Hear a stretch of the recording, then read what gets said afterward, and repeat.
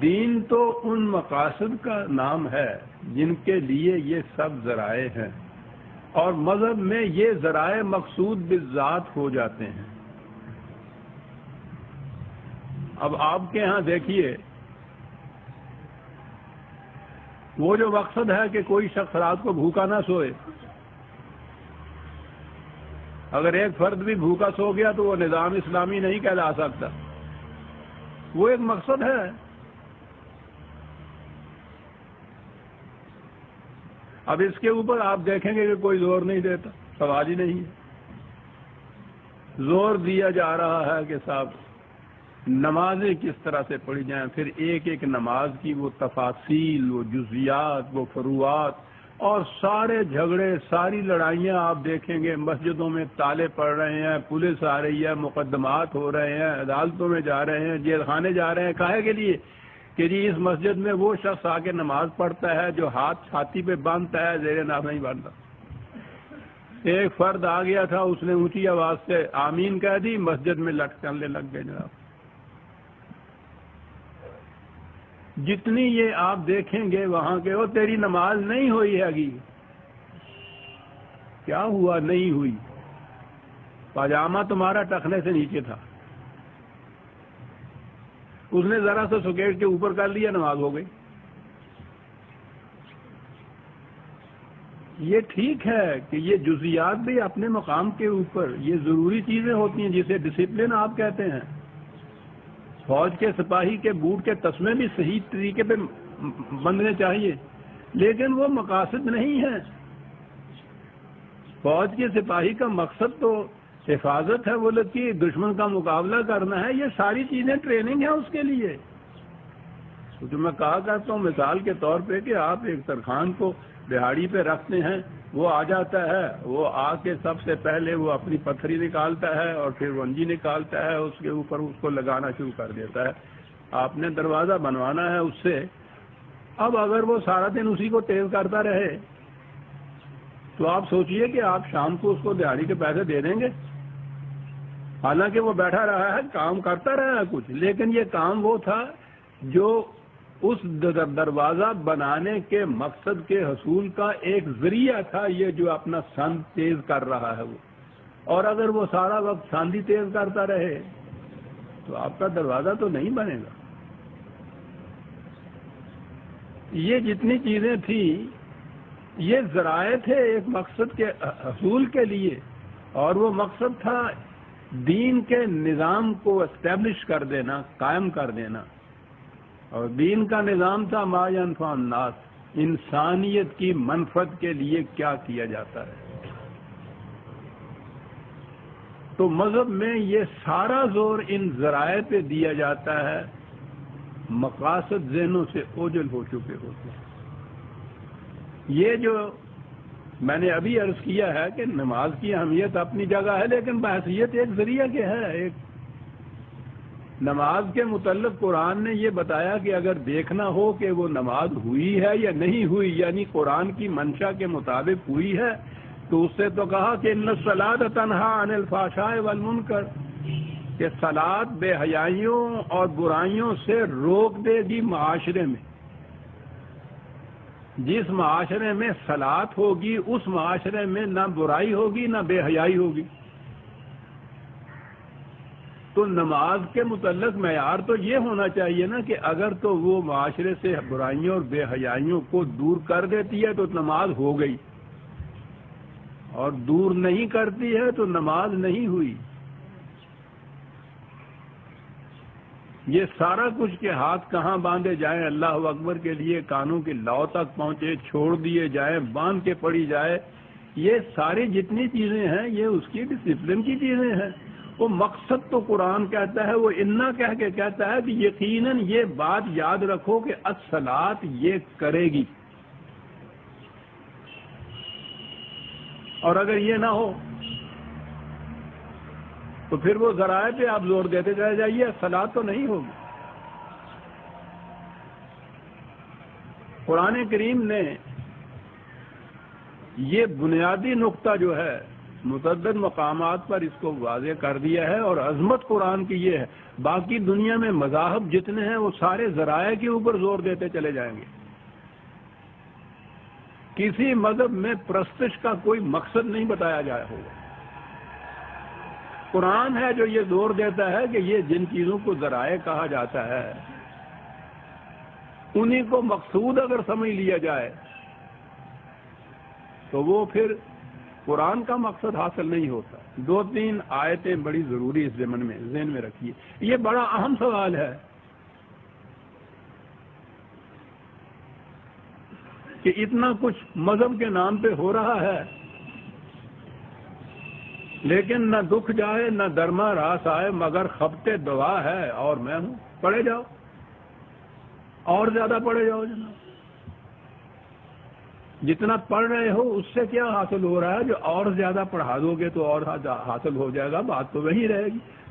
100 دفعہ بھی صفر لکھ کے جمع کرو تو صفر ہی ہوگا اس کا نتیجہ۔ سورہ مائدہ نہیں، سورہ بقرہ کی 2/177 آیت بڑی اہم آیات ہیں۔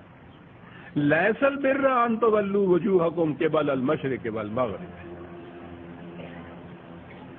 نیکی یہ نہیں ہے کہ تم اپنا منہ مشرق کو کرتے ہو یا مغرب کو کرتے ہو۔ مثال کے طور پر ایک بات ہی صرف قرآن نے کہی ہے، مقصد یہی ہے، یہ بھی بڑی اہم چیز ہے نا، منہ طرف قبلہ شریف کے، اللہ اکبر۔ کسی مسجد کا اگر رخ قبلے کی طرف نہیں ہوتا تو اس مسجد کے اندر کوئی نماز، وہ کہتے ہیں نماز ہی نہیں ہوئی۔ نمازی کا رخ اگر نہیں ہوتا، ذرا سا ٹیڑھا ہوتا ہے تو وہ پیچھے سے بھاگا ہوا دوسرا نمازی آتا ہے اور وہ اس کو یوں سیدھا کر دیتا ہے، اور یہ کرنے کے بعد وہ نماز پڑھنے والا بھی مطمئن ہو جاتا ہے کہ ہاں ٹھیک ہو گیا، میرا رخ قبلے کی طرف ہو گیا۔ جس نے رخ کیا تھا وہ مطمئن ہو جاتا ہے کہ میں نے ایک کام کیا۔ یہ ہے بھی ضروری، یاد رکھیے، یہ عجیب چیز ہے قرآن کی۔ اینما تولوا فثم وجہ اللہ، رخ تمہارا ادھر ہونا چاہیے، یہ بھی ضروری ہے، لیکن پھر یہ ایک ذریعہ ہے ایک مقصد کا۔ ادھر یہ بھی کہا کہ یہ بھی ضروری ہے، یک جہتی یک نگہی تمہارے اندر پیدا ہونی چاہیے، اور اسی طرح سے ہو سکتی ہے کہ نصب العین جو تمہارے ہاں کا ٹارگٹ، جو تمہارے ہاں کا پوائنٹ آف ویو جو تمہارے ہاں کا ہے، وہ سب کا ایک ہونا چاہیے۔ قبلہ کے یہ معنی ہوتے ہیں۔ سوچئے کہ وہ ملت کیا ملت نہ بن جائے گی کہ جس کی زندگی کا مقصد یکساں ہم آہنگی ہو جائے تمام کی۔ کروڑ آدمی، نہیں جی، 1 ارب افراد ساری دنیا میں پھیلے ہوئے، اگر مقصود ان کا زندگی کا ایک ہو جائے، جسے منہ طرف قبلہ شریف کے کہتے ہیں آپ، تو پوچھئے نہیں پھر یہ قوم کیا کر دے گی۔ لیکن یہاں ہوا یہ کہ وہ نماز میں رخ قبلے کی طرف، بس یہ مقصود بالذات، زندگی کے مقاصد اپنے اپنے، کسی کا کی نگاہ کا رخ دوسرے کے ساتھ ملتا نہیں، کہیں ہم آہنگی نہیں، یکسانیت نہیں، اختلاف ہے، افتراق ہے، لیکن منہ طرف قبلے شریف کے۔ اس نمازی کا بھی کہ جس نے ہاتھ اوپر باندھے ہوئے ہیں، اس کا بھی جس نے نیچے باندھے ہیں، جس نے چھوڑ دیے ہوئے ہیں، جو کانوں تک اٹھا رہا ہے، منہ طرف قبلے شریف سب کا ہو رہا ہے۔ حالانکہ یہی اختلاف جو ہے، اسی سے تو وہ قبلے کی طرف رخ رہا ہی نہ آپ کا۔ کس اہمیت سے کسی مذہب میں یہ نہیں آپ دیکھیں گے جو وہاں یہ کہا گیا ہو کہ پرستش کے قاعدے جو ہیں، قانون جو ہیں، ان کی اہمیت نہیں ہے۔ لیس البر ان تولوا وجوہکم قبل المشرق والمغرب، یہ قطعاً نیکی نہیں ہے، یہ مقصود بالذات نہیں ہے کہ تمہارا رخ مشرق کی طرف ہو گیا یا مغرب کی طرف ہو گیا۔ میں نے عرض کیا ہے نا کہ مثال کے طور پر یہ بات قرآن نے کہی، مقصد یہ ہے کہ یہ جو مظاہر ہیں، یہ جتنی چیزیں نظر آنے والی ہیں، یہ جتنا پروگرام اس قسم کا ہے جس کا تعلق اس ڈسپلن سے ہے، وہ اپنی جگہ پہ وہ ذرائع اگر رہیں گے تو وہ ٹھیک ہے، لیکن اگر انہیں مقصود بالذات سمجھ لیا جائے گا تو یہ نیکی نہیں ہے۔ مطمئن ہو کے نہ بیٹھ جاؤ کہ میری نماز تو ہو گئی، اس کی نہیں ہوئی۔ اگر تمہاری نماز بھی برائیوں اور بے حیائیوں سے نہیں روکتی معاشرے کو، تو نہ تمہاری ہوئی نہ اس کی ہوئی، نماز کی شکل سے ہی ہو گئی، نماز کا مقصد سے ہی نہیں ہوا۔ لیس البر ان تولوا وجوہکم قبل المشرق والمغرب ولکن البر، آؤ بتائیں نیکی کیا ہے؟ پہلی شرط تو وہی ایمان کی، من آمن باللہ والیوم الآخر والملائکۃ والکتاب والنبیین. یہ تو ہو گیا کہ یہ ان حقائق کے اوپر ایمان. میں نے عرض کیا تھا نا کہ وہ پہلا زور پھر دیتا ہے یہ ایمان کے بعد وآت المال علی حبہ ذوی القربى والیتامى والمسکین. پھر وہی بات آ گئی، وہی مال و دولت کا دے دینا اس مقصد کے لیے. دو ہی چیزیں قرآن نے بتائی ہیں. اس نظام کے قیام اور استحکام کے دوران میں جتنی اپنی کمائی ہے اس میں سے اپنی ضرورت کے لیے لینا، باقی سارے کا سارا دوسروں کی ضرورتوں کو پورا کرنے کے لیے نظام کے حوالے کر دینا، ایک بات. اور دوسری چیز کہ جب کہیں ایسا وقت آ پڑے جان دینے کا تو میدان جنگ میں چلے جانا، جس کو جہاد کہا جاتا ہے. دو ہی چیزیں ہیں جو نیکی کی بتائی قرآن میں.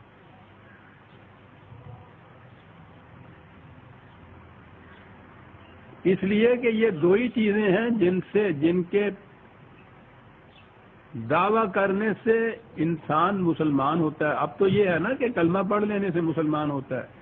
قرآن کریم نے جو سورہ توبہ میں یہ بتایا ہے، ان اللہ حشر من المؤمنین انفسهم واموالهم بان لهم الجنہ، مسلمان ہونے کے لیے ایک معاہدہ کیا جاتا ہے خدا سے، یہ شخص اپنی جان اور مال خدا کے ہاتھ بیچ دیتا ہے اور وہ اس کے عوض میں جنت دے دیتا ہے. جان اور مال یہ دو ہی چیزیں ہیں جو قرآن نے کہی ہیں. تو مال کا ذکر تو ساری زندگی میں آتا رہے گا، اور جان جو جس وقت جان دینے کا وقت آئے گا تو اسے جہاد عام طور پہ کہا جاتا ہے، اور یہ انفاق کہلاتا ہے. جتنی بھی یہ کہا کہ نیکی یہ نہیں ہے کہ تم نے اپنا رخ قبلے کی طرف کر لیا، مشرق کی طرف کر لیا، مغرب کی طرف کر لیا، ٹخنا ننگا ہے یا ڈھکا ہوا ہے. نیکی یہ ہے کہ تم ان حقائق پر ایمان لانے کے بعد اپنا مال ان مقاصد کے لیے صرف کرتے ہو یا نہیں کرتے. قرآن کریم اسی آیت میں دونوں ہی چیزیں آ گئی ہیں. پہلے تو آت المال ہے اور آخر میں ہے وَالصَّابِرِينَ فِي الْبَأْسَاءِ وَالضَّرَّاءِ وَحِينَ الْبَأْسِ. جنگ کے وقت، لڑائی کے وقت، تصادم کے وقت، ٹکراؤ کے وقت استقامت سے کام لیتے ہیں، استقلال سے کام لیتے ہیں، ثابت قدمی سے کام لیتے ہیں. اولئک الذین صدقوا، یہ لوگ ہیں جو اپنے دعوی ایمان کو سچ کر دکھاتے ہیں.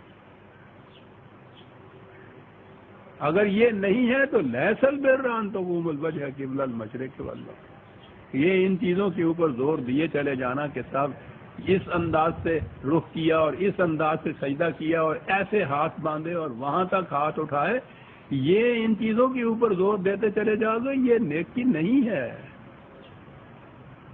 نیکی یہ ہے کہ تم اپنے دعوی ایمان کو ان چیزوں سے سچ کر دکھاتے ہو یا نہیں. یہاں تو اتنی سی چیز کہی ہے،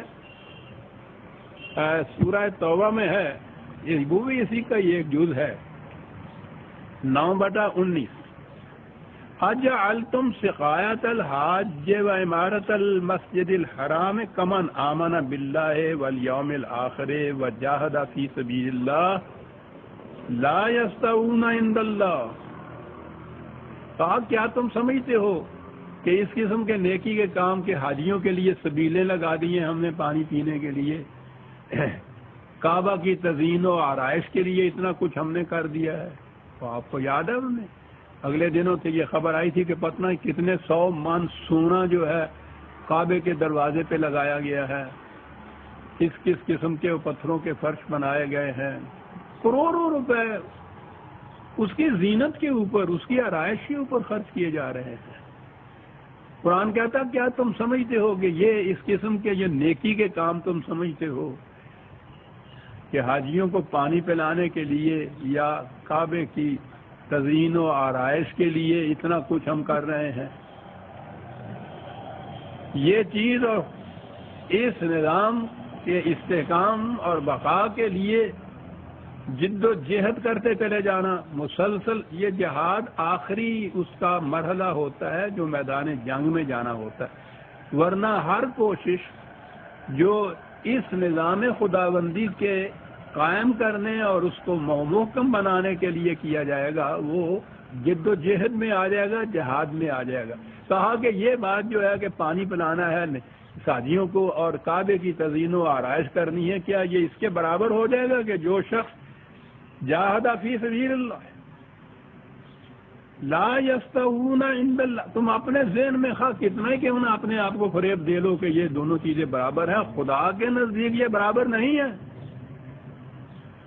تو وزن تو وہ ہے جو اس کے میزان میں ہو، وہاں اس کا کوئی وزن نہیں ہے۔ اولئک حبطت اعمالہم، اس قسم کے اعمال تمہارے لیے خوش فریبی کا باعث بن سکتے ہیں، خدا کے میزان میں ان کا کوئی وزن نہیں ہوتا۔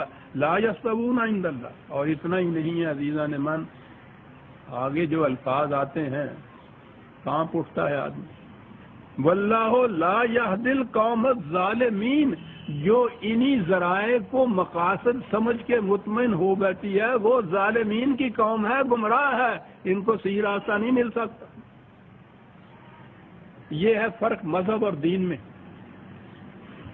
یہ سارا کچھ جو ہے حاجیوں کو پانی پلانا، مساجد کی تعمیر اور اس میں تزئین اور یہ سارا کچھ آپ دیکھتے ہیں، سارا زور ہمارے یہاں مذہب میں ان چیزوں پہ لگایا جاتا ہے۔ نماز روزہ ہے تو اس کے لیے یہ جزیات جتنی ہیں، مسائل پہ مسائل آپ دیکھیے، کمرے بھرے ہوئے ہوتے ہیں ان کتابوں سے، یہ کہ روزہ کن چیزوں سے ٹوٹتا ہے، کن چیزوں سے رہتا ہے۔